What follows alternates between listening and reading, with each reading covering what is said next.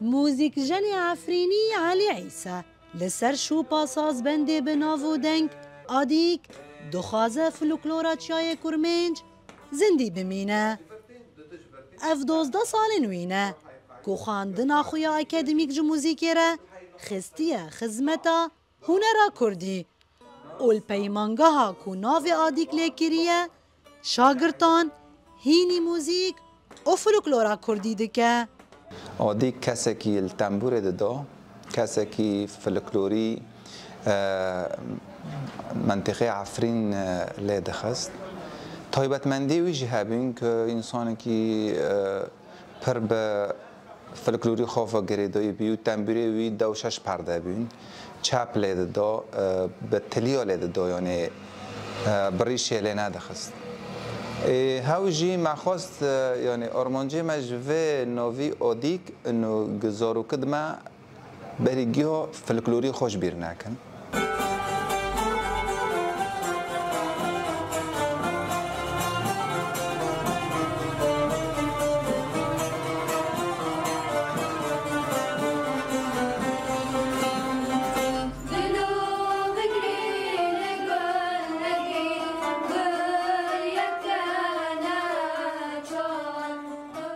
علی سال 2013 هان پیمانگاه آدیک لناحیه جندرسه یا عفرینه وکربو و بدهان زاروک فیری موزیک کربون. پشتی دربونا جعفرینه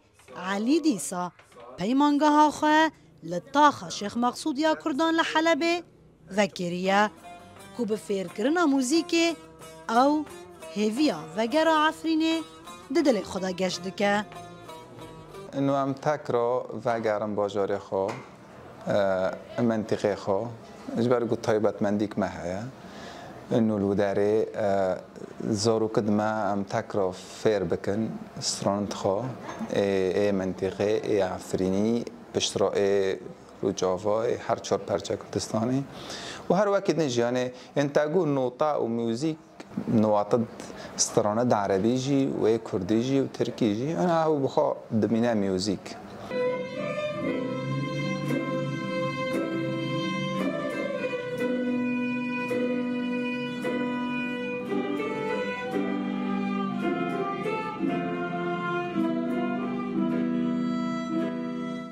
موزیک جبو علی نتن خواندن و مراقه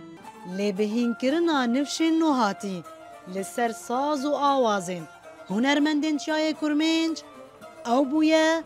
پارزوانه کی دلسوز جوه فلکلورا رسن را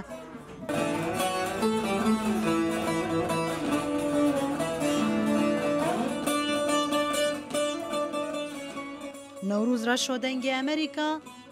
باجار حلبه